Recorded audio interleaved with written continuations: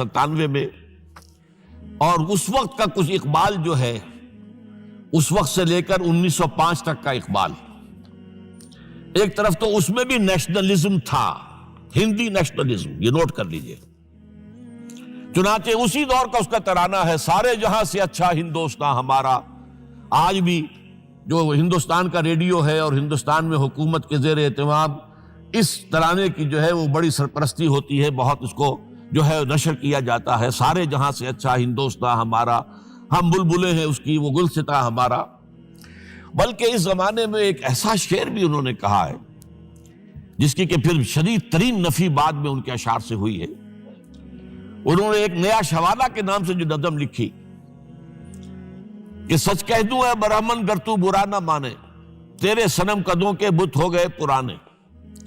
اسی میں ایک شعر ہے کہ پتھر کی مورتوں میں سمجھا ہے تو خدا ہے، خاک وطن کا مجھ کو ہر ذرہ دیوتا ہے، خاک وطن کا مجھ کو ہر ذرہ دیوتا ہے۔ اس درجے گہرا انڈین نیشنلزم اقبال کے اندر بھی موجود تھا۔ لیکن جب اقبال انگلستان گئے ہیں، یہ 28 برس کی عمر میں انگلستان گئے ہیں سن 1905 میں، اور 3 سال وہاں رہے، انگلستان اور جرمنی، اور بیرسٹری بھی کی، اور چونکہ فلسفی تھے پی ایچ ڈی بھی کر کے آئے۔ اس عرصے میں معلوم ہوتا ہے کہ اقبال کی قلب ماہیت ہو گئی۔ یہ میرا ایک تجربہ ہے، بڑا پرانا ہے، میرا مشاہدہ تھا۔ 1970 میں پہلی مرتبہ میں انگلستان گیا تھا، میرے چھوٹے بھائی وہاں زیر تعلیم تھے، انہوں نے بلایا تھا۔ وہاں میں نے دیکھا کہ یونیورسٹیوں میں پڑھنے والے ایک ایک P H D, 2 P H D کرتے ہوئے لوگ بیٹھتے ہیں، جمعے کے روز قرآن پڑھتے ہیں، درس قرآن ہوتا ہے، اور وہ ایک دوسرے سے قرآن پڑھ کے سنتے بھی ہیں تاکہ جو تجوید کی غلطیاں ہوں ان کی تصحیح ہو سکے۔ اور میں نے سوچا کہ پاکستان میں اس سطح کے لوگ جو ہیں کبھی اس قسم کی مصروفیت میں مبتلا مجھے تو نظر نہیں آئے۔ تو اس کا مجھے ایک اصل میں تجزیہ میرا یہ تھا کہ جن لوگوں کی بنیادی تربیت میں اور خاندانی اثرات میں مذہب کا ایلیمنٹ موجود ہوتا ہے، چاہے وہ ہندوستان میں رہتے ہوئے وہ زیادہ ظاہر نہ ہو، نمایاں نہ ہو، اس کے آثار سامنے نہ آئے، لیکن جب وہ ایک مخالف ماحول میں پہنچتے ہیں، اس مخالف ماحول میں ان کے اندر کا وہ چنگاری ان کی جو ہے وہ شعلہ بن کر بھڑکتی ہے۔ چنانچہ یہ معاملہ میں نے پھر بعد میں امریکہ میں بھی دیکھا، ہر جگہ دیکھا ہے کہ وہاں 2 نتیجے ہوتے ہیں، یا تو یہ کہ ایک آدمی ڈاؤن دی ڈرین گیا، وہاں کی تہذیب میں رگا گیا شراب اور یہ اور وہ اور رقص اور سب یہ ساری چیزیں آ گئی، اور یا پھر جو بچ گیا جس کے اندر دین کا کوئی حمیت کا شائبہ تھا، وہ پھر بھڑکتا ہے، پھر وہ ایکٹیوسٹ ہوتے ہیں، وہ کام کرتے ہیں۔ لہذا یہ معاملہ جو ہے علامہ اقبال کے ساتھ پیش آیا، اور خود انہوں نے کہا بھی ہے، مسلمان کو مسلمان کر دیا طوفان مغرب نے۔ وہاں سے جب یہ واپس آئے ہیں تو اب نوٹ کیجئے 1908 سے 1930 تک یہ جو 22 برس ہیں، علامہ اقبال نے کیا کیا نوٹ کیجئے، وہ آپ جانتے بھی ہیں، میں صرف گنوا رہا ہوں۔ اسلام کے نظام فکر اور فلسفہ اور حکمت کو بیان کیا، اپنی شاعری کے ذریعے سے بھی، اپنی نثر کے ذریعے سے بھی۔ قرآن کی ایک نہایت جدید اور بہت عمدہ تفسیر، اگرچہ تفسیر کے نام سے آپ کو کہیں تفسیر اقبال نہیں ملے گی، لیکن کلام اقبال خود تفسیر ہے۔ خود دعویٰ کرتا ہے کہ میرے پیغام میں سوائے قرآن کے اور کچھ نہیں ہے۔ گر دلم آئی نئے بے جوہر است، ورب حرفم غیر قرآن مزمرست، پردہ ناموس فکرم چاک کن، این خیابہ راز خارم پاک کن۔ یہ مناجات بحضور سرور کائنات صلی اللہ علیہ وسلم، وہ کہتے ہیں کہ اے اللہ کے نبی، اللہ کے رسول، اگر میرے پیغام میں کہیں قرآن کے سوا کوئی شے شامل ہو گئی ہے میری شاعری میں، تو آپ میرے فکر کا پردہ چاک کر دیجیے۔ روز محشر خار و رسوا کن مرا، اور قیامت کے دن مجھے ذلیل و خوار کیجیے گا، اور بے نصیب از بوسہ پاکن مرا، اور مجھے اپنی قدم بوسی سے محروم کر دیجیے گا۔ یہ بات کہہ رہا ہے، اس کا دعویٰ ہے، اس نے جو کچھ کہا قرآن سے کہا ہے۔ اس کی شاعری جو ہے میرے نزدیک، اور میں نے تو اپنی جو سورسز گنوائی ہیں کہ میں نے جو قرآن مجید کا فکر یا سوچ جو بھی آپ اسے کہیں، جو تھوڑا بہت مجھے میسر ہوا ہے، ان میں نے 8 اشخاص کو نمایاں طور پر بیان کیا ہے. 4 یہ ہیں 2 کے جوڑے. 2 ابوین ہیں، ابو الکلام ابو العلا مودودی، ابو الکلام آزاد. 2 دکترین ہیں، ڈاکٹر اقبال، ڈاکٹر رفیع الدین. 2 شیخین ہیں، شیخ الہند مولانا محمود حسن جن کا ترجمہ ہے قرآن مجید کا، اور اس پر حواشی ہے شیخ الاسلام شبیر احمد عثمانی کی. 2 ہی عین مولانا فراہی اور مولانا اصلاحی جنہوں نے قرآن مجید کے مضامین کے اندر جو اندرونی نظم ہے اسے واضح کیا. علامہ اقبال میری ایک بہت بڑی سورس ہے، بلکہ سب سے زیادہ گہرا اثر مجھ پر جو ہے بچپن سے جو ہوا ہے وہ تو علامہ اقبال کا ہے. 5ویں جماعت کا طالب علم تھا جب ان کا یہ شعر میرے ذہن میں کہیں چپک کر رہ گیا ہے، جواب شکوہ کا: وہ زمانے میں معزز تھے مسلمان ہو کر، اور تم خوار ہوئے تارک قرآن ہو کر. پھر علامہ اقبال نے مغربی فکر پر شدید تنقید کی، بہت بڑا ناقد، اور خاص طور پر مغربی تہذیب جو ہے اس کی نفی کی. یہ سارا کام کیا، اور اس سب سے بڑھ کر وہ تجدید ملت اسلامی کا علمبردار بن کر سامنے آیا. اس نے خوشخبری دی کہ دنیا میں اسلام کے غلبے کا دور آنے والا ہے. ملت اسلامیہ جو اس وقت دبی ہوئی ہے، پسی ہوئی ہے، پوری دنیا میں پامال ہے. آپ کو معلوم ہے کہ پہلی جنگ عظیم کے بعد کیا صورت ہو گئی تھی؟ سلطنت عثمانیہ کے جب دھجیاں بکھیر دی گئی اور کولونیل امپیریلزم جو ہے پورے عالم اسلام پر حکمران تھا، پورا عالم اسلام جو ہے محکوم. اگرچہ یہ دبے ہوئے ہیں، پسے ہوئے ہیں، گرے ہوئے، لیکن ان کا دوبارہ غلبہ ہوگا، یہ ابھریں گے. ملت اسلامیہ کی تجدید ہوگی، اسلام کی نشأت ثانیہ ہوگی. اسلام کے روشن مستقبل کے مبشر بن کر علامہ اقبال سامنے آئے. اور ایک اور جو بہت بڑا کام کیا وہ وہی وطنی قومیت کی شدید نفی، بلکہ شدید کا لفظ بھی کافی نہیں ہے، شدید ترین نفی کی ہے. اس لیے کہ اس وقت وطنی قومیت جو ہے اس وقت مسلمانوں کو اپنے اندر انگلف کرنے کے لیے پوری قوت کے ساتھ زور لگا رہی تھی. میں نے علامہ اقبال کے حوالے سے جو باتیں کی ہیں کہ احیاء فکر اسلامی اور تجدید ملت اسلامی، اس کے ساتھ ساتھ ہندوؤں میں کیا ہو رہا تھا اس دور میں، ان کے ہاں بھی ان کی مذہبی تجدید کا عمل بڑی شدت کے ساتھ شروع ہوا. اس میں بھی چند ناموں کا میں تذکرہ کرنا چاہوں گا.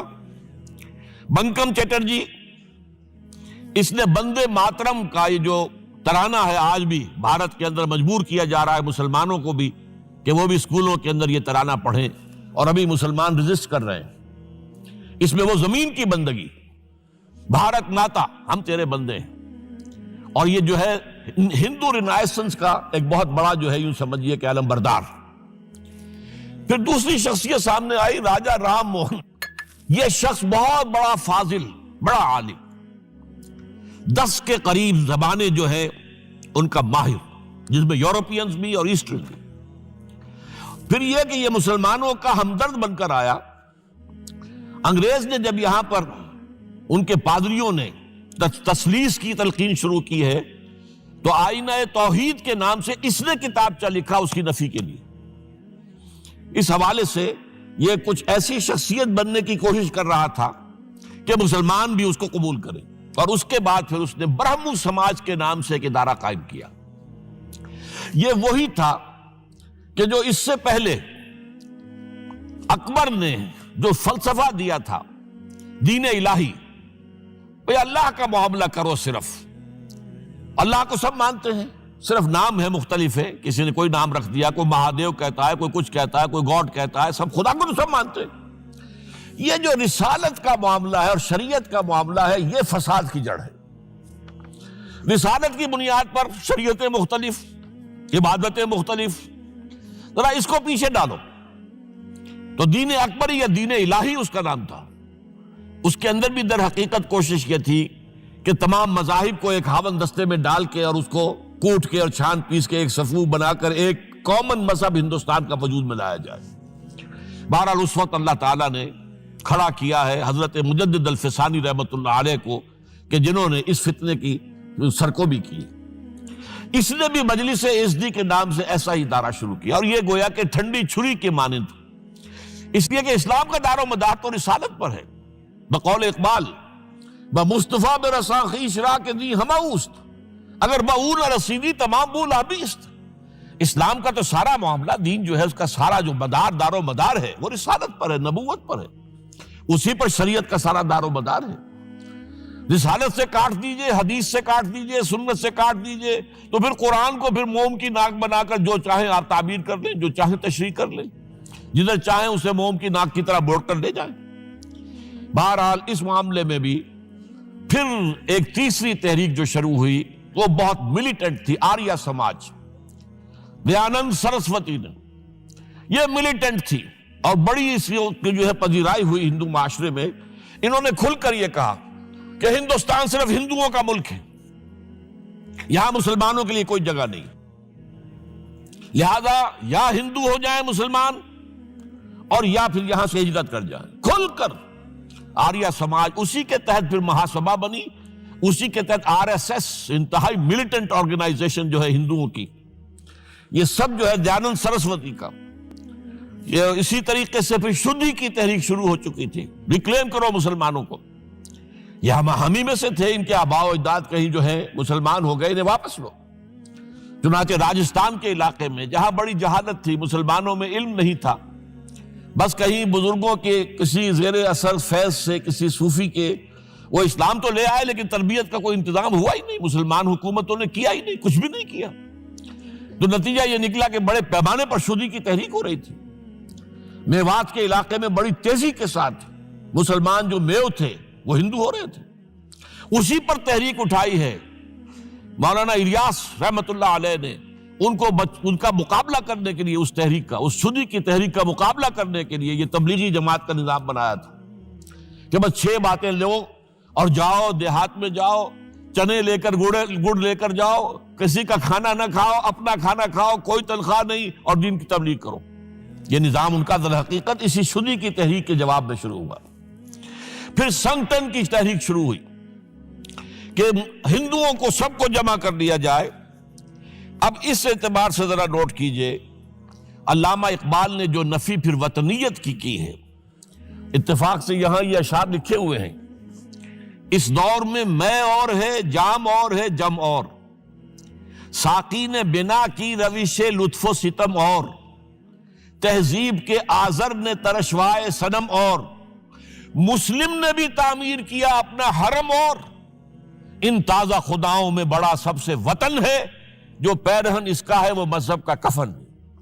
اب ذرا قلب ماہیت کا اندازہ کیجئے، وہی شخص جو کہہ رہا تھا کہ خاک وطن کا مجھ کو ہر ذرہ دیوتا ہے، وہ آج اس وطن کو ایک سب سے بڑا بت قرار دے کر اور اس کا قلع قمع کرنے کے لیے کس قدر زوردار الفاظ جو ہے، اور یہی دوسری طرف یہ بت کہ تراشیدہ تہذیب نوی ہے۔ یہ جو نیشن سٹیٹ کا تصور ہے، یہ 18ویں صدی سے یورپ میں شروع ہوا۔ نیشن سٹیٹ، ایک ملک میں رہنے والے سب شہری ہیں، برابر ہیں، اور ان کے اندر مذہب کا اختلاف ہو، یہ اس کا کوئی حیثیت نہیں، مذہب تو پرائیویٹ معاملہ ہے، ہاں جو سرکاری سطح پر ہوگا معاملہ، اجتماعی معاملات جو ہے وہ کسی مذہب سے طے نہیں ہوں گے۔ یہ نیشن سٹیٹ کا تصور، یہ بت کہ تراشیدہ تہذیب نوی ہے، غارت گرے کاشانہ دین نبوی ہے، بازو تیرا توحید کی قوت سے قوی ہے، اسلام تیرا دیس ہے تو مصطفی ہے، نہ زارہ دیری نہ زمانے کو دکھا دے، اے مصطفی خاک میں اس بت کو ملا دے۔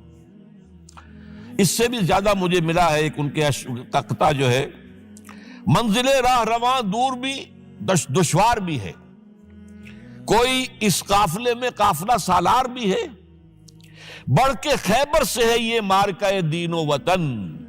خیبر، غزوہ خیبر سے کہیں بڑھ کر یہ دین و وطن کا مارکہ، کہ ہمارے نزدیک ہماری قومیت کی بنیاد ہمارا دین ہے۔ آج دنیا یہ کہتی ہے کہ قومیت کی بنیاد وطن ہے، یہ جو مارکہ دین و وطن ہے، بڑھ کے خیبر سے ہے یہ مارکہ دین و وطن۔ اس زمانے میں کوئی حیدر کرار بھی ہے۔ تو واقعہ یہ ہے کہ علامہ اقبال نے اس سلسلے میں وہ رول بھی پلے کیا کہ جو حضرت مجدد الفسانی رحمت اللہ علیہ نے دین اکبری کا قلع قمع کرنے میں ادا کیا تھا، اور اس میں کوئی شک نہیں ہے۔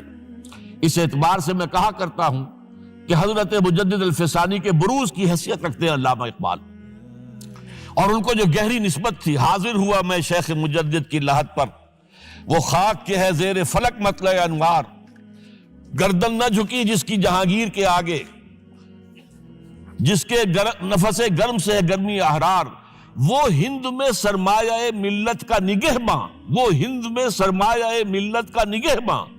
ملت کا سرمایہ تو سارا کا سارا جو ہے ایمان بالرسالت سے۔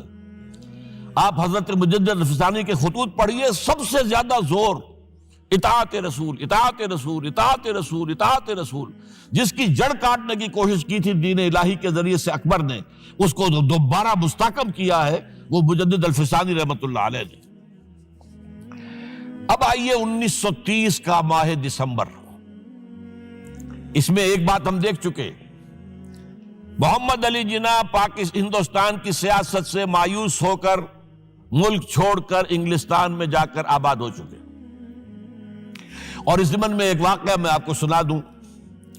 ایس ایم اکرام صاحب کا نام بہت سے حضرات کے علم میں ہوگا، ان کی 3 کتابیں جو ہے بڑی مارکت الآراء ہیں، آب کوثر، موج کوثر، روض کوثر۔ ادارہ ثقافت اسلامیہ کے ڈائریکٹر رہے بہت عرصے تک، بہت پڑھے لکھے آدمی تھے۔ وہ آکسفورڈ میں پڑھتے تھے اس زمانے میں، وہ لندن گئے، انہوں نے محمد علی جناح صاحب سے ملاقات کی اور کہا کہ آپ کیوں چھوڑ کر آ گئے ہندوستان؟ ہندوستان کے مسلمانوں کو آپ کی رہنمائی کی ضرورت ہے۔ تو جواب جو تھا محمد علی جناح کا وہ نوٹ کرنے کے قابل ہے۔ ہندوز آر انکوریجیبل، یہ ہے جو نتیجہ نکالا تھا محمد علی جناح نے۔ یوں سمجھیے کہ 24 برس کی محنت شاقہ کہ کوئی اتحاد کا فارمولہ طے ہو جائے، کوئی بنیاد ہو جائے، کوئی ہمارے مابین متفق علیہ اسکیم بن جائے، لیکن جس درجے مایوس ہوا ہے شخص، ہندوز آر انکوریجیبل، یہ ناقابل اصلاح ہے۔ اور مسلمانوں کا حال یہ ہے کہ ان کا ایک لیڈر جو بات مجھ سے کرتا ہے صبح کو، وہ شام کو ڈپٹی کمشنر کو بتا دیتا ہے۔ تو اب میں ایسی قوم کی رہنمائی کیسے کروں؟ تو یہ میں نے آپ کو یہ واقعہ بھی سنا دیا کہ وہ مایوسی کا عالم کیا تھا۔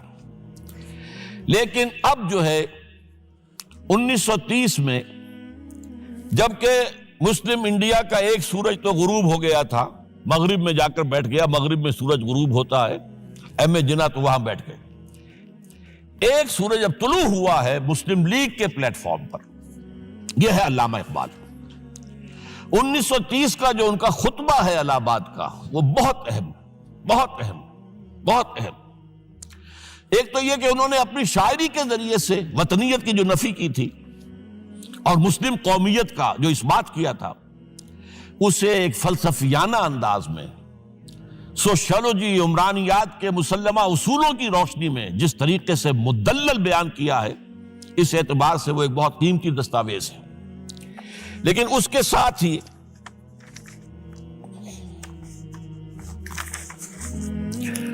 انہوں نے ایک تجویز پیش کی، وہ اور یوں بھی کہیے کہ ایک پیشن گوئی کی۔ وہ پیشن گوئی یہ تھی کہ ہندوستان کے شمال مغرب میں ایک مسلمان ریاست قائم ہوگی، اور پھر یہ بھی کہا میں مطالبہ کرتا ہوں کہ وہ قائم ہو۔ البتہ اس میں بعض لوگ جو ہیں اس پر یہ تنقید کرتے ہیں کہ علامہ اقبال نے تو یہ کہا تھا I would like to see the Punjab, the Northwest Frontier Province, Sindh and Balochistan amalgamated into a single state.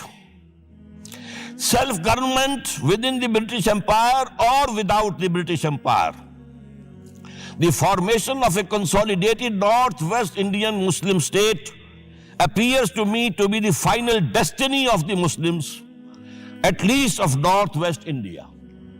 اس میں اعتراض یہ کیا جاتا ہے کہ علامہ اقبال نے تو ہندوستان کے اندر برطانیہ کے حکومت کے اندر کے لیے تجویز دی تھی، لیکن یہ بات غلط ہے۔ اصل میں نوٹ یہ کیجئے کہ 1930 تک تو اس کا کوئی امکان ہی نظر نہیں آتا تھا کہ انگریز ہندوستان چھوڑ کے چلا جائے گا۔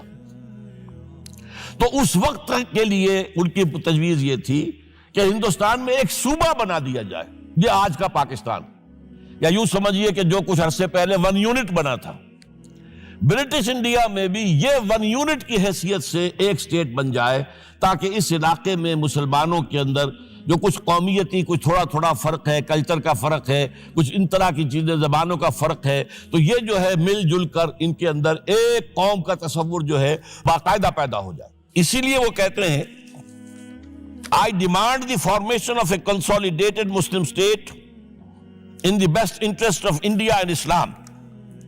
اب اس میں وہ بات یہ کہتے ہیں کہ for Islam it will be an opportunity to rid itself of the stamp that Arabian imperialism was forced to give it, to mobilize its laws, its education, its culture, and to bring them into closer contact with its own original spirit and with the spirit of the modern time۔ وہ کہتے ہیں کہ اگر ایسا ہو گیا، ایک تو یہ کہ ڈیسٹنی ہے، ہوگا، رہے گا، شمال مغربی ہند کے اندر ایک مسلمان ریاست قائم ہو کر رہے گی۔ اب یہ پروفیسی بھی تھی، پیشن گوئی، اور یہ بھی کہ میں مطالبہ کرتا ہوں، ایک تجویز بھی تھی، لیکن اس کا جو اصل عنصر ہے، جو میرے نزدیک جو انقلابی حصہ ہے، جہاں تک ہندوستان کی جو تقسیم کا معاملہ ہے، یہ اور بھی بہت سے لوگوں کی طرف سے یہ باتیں آتی رہی تھی۔ میرے پاس یہاں پہ 14 نام لکھے ہوئے ہیں جنہوں نے ہندوستان کی تقسیم کا تذکرہ کیا، لیکن جس انداز میں، جس پلیٹ فارم پر آل انڈیا مسلم لیگ کا جو اینول سیشن ہے اور اس میں صدر کی حیثیت سے خطبہ دے رہا ایک شخص، تو یہ حیثیت جو ہے یہ بہت نمایاں، اور اس میں جس انداز میں بات کہی گئی ہے اس میں جو ایک پازیٹیو عنصر ہے۔ اگر ایسا ہو گیا، ایک نارتھ ویسٹ آف انڈیا میں مسلمان ریاست قائم ہو گئی، تو ہمیں ایک موقع مل جائے گا کہ عرب امپیریلزم، اب نوٹ کیجئے، عرب امپیریلزم سے مراد کیا ہے؟ عربوں کا دور ملوکیت۔ اس سے پہلا کیا تھا؟ خلافت راشدہ، اصل اسلام۔ دور بنو امیہ تو اصل اسلام نہیں تھا، حکومتی سطح پر تو بالکل اسلام نہیں تھا۔ وہی دور ہے جس میں کہ سانحہ کربلا ہوا ہے، واقعہ حرہ ہوا ہے، ظلم کی انتہا ہوئی ہے، سینکڑوں تابعین کو حجاج ابن یوسف نے شہید کیا ہے۔ اس کو حدیث کے اندر بھی کہا گیا ہے ملکن عاضن، کاٹ کھانے والی ملوکیت۔ اس کے بعد جو ہے دور آیا ہے بنو عباس کا، وہ محل بنے ہیں شاندار، جو ہے جو بھی بادشاہوں کے ہاں ہوتا تھا وہ سارا کا سارا معاملہ آیا ہے۔ تو اب دنیا اسلام کو ان کے آئینے میں دیکھتی ہے، وہ سمجھتی ہے یہ اسلام ہے، لہذا اس میں تو کوئی شے ایسی نہیں ہے جو اٹریکٹ کر سکے، جو کسی قوم کو اسلام کی طرف جو ہے وہ کھینچ سکے۔ تو یہ جو امپریشن ہے جو کہ اس دور ملوک کی عرب امپیریلزم کا لفظ استعمال کیا ہے، اسلام کے چہرے پر جو بدنما داغ اور دھبے آ گئے ہیں، انہیں ہٹا کر وہ جو اس کی اوریجنل پیورٹی ہے، اور ظاہر بات ہے کہ دور ملوکیت سے پہلے خلافت راشدہ، تو گویا کہ اس میں اگرچہ نام خلافت راشدہ کا نہیں لیا گیا ہے، لیکن یہ ہے کہ بات مراد وہی ہے، لیکن اور اس میں بھی جو بڑی حکیمانہ بات ہے کہ ہم اس کو bring them into closer contact with its old original spirit، جو اصل اسلام کی اصل روح ہے، and with the spirit of the modern times، اس زمانے کے جو تقاضے ہیں ان کے مطابق اجتہاد کے دروازے کو کھول کر، اور ہم ایک ایسا نظام جو ہے وہ یہاں پر قائم کریں۔ یہ ہے وہ چیز کہ جس نے تحریک مسلم لیگ کے اندر ایک مثبت جذبہ، یہ نوٹ کر لیجئے میرے الفاظ، 1906 سے لے کر 1930 تک تحریک مسلم لیگ صرف ایک منفی موٹیو پر چل رہی تھی، منفی، نیگیٹو، خوف، ہندو کا خوف، ہندو دبا لے گا، ہندو ایکسپلائٹ کرے گا، ہندو معاشی طور پر بھی، تہذیبی طور پر بھی، ثقافتی طور پر بھی، مذہبی طور پر بھی شدی کی تحریک چل رہی ہے، ہمیں راستہ دکھایا جا رہا ہے، ہندوستان چھوڑ دو اور بھاگ جاؤ، چلے جاؤ۔ یہ سارا خوف کا عنصر تھا، اور اس میں تحفظات تلاش کرنے، کوئی ایسی یقین دہانیاں کہ وہ مسلمانوں کے حالات بہتر ہو جائیں، اس کے علاوہ کوئی اور موٹیو نہیں تھا، یہ منفی موٹیو تھا۔ اور اس کی وجہ ساتھ ہی یہ ہے کہ مسلم لیگ اس وقت تک کوئی عوامی جماعت تھی ہی نہیں، بلکہ کچھ خواص، جو اونچے لوگ، نوابوں اور نواب زادوں اور ان ایسے لوگوں کی جو ہے یہ ایک جماعت تھی۔ لیکن 37 میں جو یہ انجیکشن لگا ہے یہ پازیٹیو ہے۔ اس کی مثال میں دیا کرتا ہوں کہ کوئی مریض پڑا ہوا اپنے بیڈ پر اور گلوکوز کی بوتل لگی ہوئی ہے اور ایک ٹیوب چل رہی ہے، تو اس کے اندر ہی کوئی اب انجیکشن لگانا ہے تو اس ٹیوب میں لگا دیتے ہیں، ایسا نہ ہو کہ کوئی اور پرک دینی پڑے مریض کو اور اسے تکلیف ہو۔ تو گویا کہ مسلم لیگ کا جو بھی وہ ایک نظام تھا، اس میں ایک انجیکشن لگایا ہے علامہ اقبال نے 1930 کے خطبے میں۔ اگلی بات، اس کے بعد یہی انجیکشن علامہ اقبال نے لندن میں مسٹر محمد علی جناح کے ذہن و فکر میں لگایا ہے۔ اس کا واقعہ کیا ہے؟ 3 گول میز کانفرنسیں ہوئی تھی، پہلی اور دوسری میں محمد علی جناح بھی شریک تھے، تیسری 1932 میں ہوئی، اب وہ شریک نہیں ہوئے، اس لیے کہ وہ سیاست چھوڑ چکے تھے، وہ تو سیاست کو خیر بات کہہ کر اب پریکٹس کر رہے تھے۔ لیکن علامہ اقبال اس میں گئے تھے، وہاں موقع ملا، قریبی ملاقاتیں ہوئیں، گفتگویں ہوئیں، اور ان ملاقاتوں کے نتیجے میں یہی انجیکشن علامہ اقبال نے محمد علی جناح کے ذہن اور فکر کے اندر لگایا ہے کہ بات کرو اسلام کے احیاء کی، وہ چیز کہ جو مسلمانوں کے جذبات کے اندر گرمی پیدا کرے، حرارت پیدا کرے۔ اس حوالے سے یہ جو انجیکشن لگایا گیا ہے، اسی سے پھر یہ کہ ان کے مزاج کے اندر ایک تبدیلی آئی۔ کچھ اور لوگوں نے بھی انہیں کہا ہوا تھا، لیکن یہ کہ خاص طور پر یہ بات اقبال کی تھی، جس کی اپنی ایک حیثیت تھی۔ بہرحال 1934 میں ایم اے جناح واپس آ گئے، پھر انہیں مسلم لیگ کا تا حیات صدر بنا دیا گیا، پھر انہوں نے مسلم لیگ کو سنبھالا ذرا، لیکن 1936 کے الیکشن جو آئے یہاں پر، اس میں کانگریس پوری اوور ویلمنگ میجورٹی سے جیت گئی۔ ابھی محمد علی جناح کو موقع ملا ہی نہیں تھا کہ ابھی مسلم لیگ کو سنبھال سکتے، اور ان جو وزارتیں بنی تھی اس دور میں کانگریس کی، انہوں نے جو سلوک مسلمانوں کے ساتھ کیا، جو مظالم ڈھائے، جو انہیں دبایا اور ان کے حقوق کو پامال کیا، اس سے وہ نیگیٹو جو ایک موٹیو تھا وہ بھی اور قوی ہو گیا۔ اور اس کے بعد پھر محمد علی جناح نے 1937 سے لے کر 1947 تک، ایک لفظ میں استعمال کر رہا ہوں، آپ گھبرا نہ جائیں، 1937 سے 1947 تک اسلام کی قوالی گائی، پورے 10 برس اسلام اسلام اسلام اسلام، ہمیں اسلام چاہیے، اسلامی تہذیب ہم چاہتے ہیں، اسلامی قانون ہم چاہتے ہیں، ہمارے قوانین اور ہیں، ہمارا مذہب نہیں ہے، وہ دین ہے، وہ زندگی کے تمام معاملات پر۔ یہ جو ہے، میں قوالی اس لیے کہہ رہا ہوں کہ قوالی میں تکرار ہوتی ہے، جس تکرار کے ساتھ یہ اب اس موقع پر آ کر محمد علی جناح قائد اعظم بن گئے۔ مسلمانوں کے دلوں کی بات، اقبال نے جو ولولہ پیدا کر دیا تھا، ایک ولولہ تازہ دیا میں نے دلوں کو، لاہور سے تا خاک بخارا و سمرقند، وہ جو ولولہ تھا، جو غلغلہ تھا، اب محمد علی جناح کی زبان سے جب وہ بات آئی ہے تو یہ مسلمانوں کے دل کی آواز تھی، ان کی روح کی پکار تھی۔ لہذا اب مسلم لیگ ایک عوامی جماعت بنی اور محمد علی جناح اب قائد اعظم قرار پائے۔ اب اس معاملے میں میں چاہتا ہوں ذرا، کیونکہ یہ بات نئی سی ہوگی، میرے اس تجزیے کے روح سے نظریہ پاکستان اسلام اور اسلام کا احیاء خلافت راشدہ کے مفہوم میں، اور اس کا خالق اقبال ہے، اس میں کوئی شک نہیں، قائد اعظم تک بھی یہ بات پہنچانے والا اقبال ہے، اور پھر اسی پر قائد اعظم نے عمل کیا ہے۔ تو اس چیز کو بہت سے لوگ جو ہیں آسانی کے ساتھ تسلیم نہیں کریں گے، لیکن میں یہ چاہتا ہوں کہ خود قائد اعظم نے علامہ اقبال کے بارے میں جو کچھ کہا ہے، اس کی 2 کوٹیشنز آپ کے سامنے رکھ دوں۔ کلکتہ 21 اپریل 1938 کو علامہ اقبال کا انتقال ہوا۔ اس وقت کلکتے میں ایک بہت بڑا جلسہ ہو رہا تھا فلسطین کے مسئلے پر غور کرنے کے لیے، قائد اعظم اس کے چیف مقرر تھے۔ اب یہ خبر پڑھیے،